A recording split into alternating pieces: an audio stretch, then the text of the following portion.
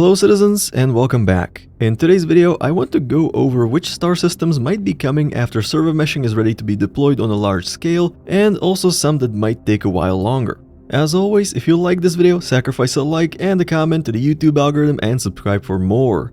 And here's a shout out to our amazing patrons for their support of the channel and the Armory. And also a special shout out to VeeroTech, who have been providing hosting for the Armory and have been an amazing sponsor for the channel for almost 2 years now. If you're looking for a very robust and reasonably priced hosting solution, look no further.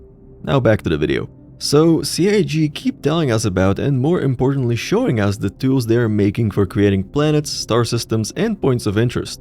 There is a very good reason to make and refine these tools, as well as to create a whole studio just to manage and use these tools to create new locations.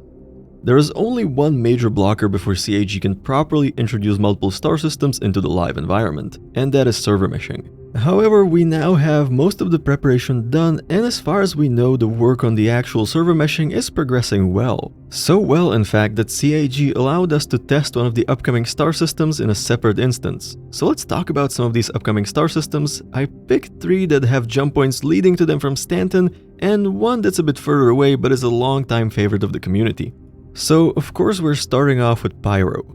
We actually had a chance to play a preview of the Pyro system late last year, and while it wasn't quite content complete, there was already a lot of stuff to do and explore.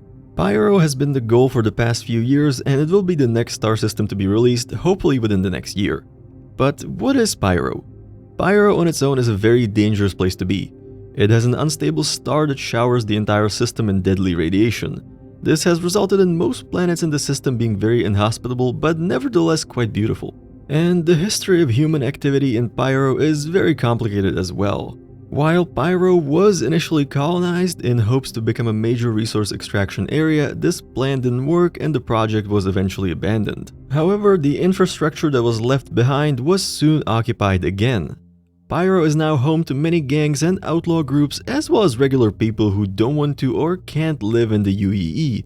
This has transformed it into a lawless place where only the strongest survive. Moving on to Magnus. Now, the story of Magnus is quite similar to Pyro, but the ending might still be a happy one.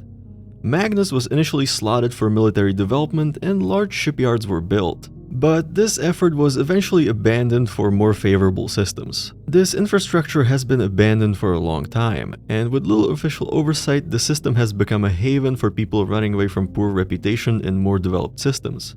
And even though the system was still de facto part of the UEE, it became quite dangerous and uncivilized. However, there is some hope for the system, as the ship manufacturer Drake Interplanetary has taken interest in the infrastructure left by the UEE and has moved their headquarters there.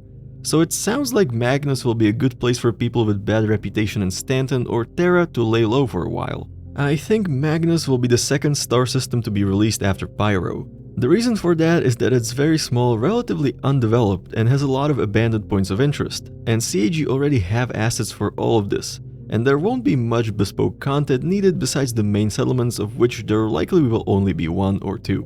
Next up, Tera. Now, Tera is going to be difficult to implement, but it is one of the most important upcoming star systems. Tera is a major trade, resource and population hub with massive cities and a lot of other settlements and outposts. This means that Tera will likely need a lot of bespoke assets. Plus, the system has 2 major Earth-like planets, so new planetary assets will also need to be created. However, the release of Tera will be a major milestone for the game, as well as for existing and upcoming game mechanics. I imagine a lot of haulers and traders will be happy about having the opportunity to trade between Tera and Stanton. There are also some ancient ruins on one of the planets in the system, which might create a fun activity for explorers and treasure hunters. However, there is another very important reason why Tera needs to be implemented as soon as possible. Tera is a gateway system. It has jump points to pretty much everywhere, even to the territories of alien races, which open up development of future systems. With the completion of Tera, Pyro and Magnus, CIG would, along with Stanton, also have a nice group of star systems in the game. And fortunately, this group of star system has some content for pretty much every player regardless of profession, lawful status or location preference. Which I think will be an important milestone, even though it will probably take a few more years before we get there. Before I get into some technical stuff, I would like to mention one more star system which has some of my most favorite locations in Star Citizen, and that would be Nyx. Longtime backers might recognize it, because one of the planets of Nyx was present in Stanton for many years, and that was Delmar, on which you could only visit the mining facility of Levski. This was one of the most beautiful locations in the game, and if I dig up some footage from my archives, it should be on the screen right now. We don't know when Nyx and Delmar are going to come back, but once they do, I am definitely going to give them a visit because I can't wait to see it done with the new tech. Plus, the system has major resource reserves in the asteroid fields which might be fun to mine. But now I think we have to talk about some technical challenges with implementing new star systems. Now, of course, server meshing is the main blocker right now. But CIG have shown us a demo at CitizenCon, so clearly they have at least some implementation and are trying to work out how to scale that. On top of that, they have also deployed many prerequisite features already. However, as I mentioned before, there's also a lot of missing assets and bespoke work that needs to be done, especially to create more populated planets and to add some varieties of plants and terrain. This would likely also come with improvements to the terrain generation tools to allow creation of better forests and roads.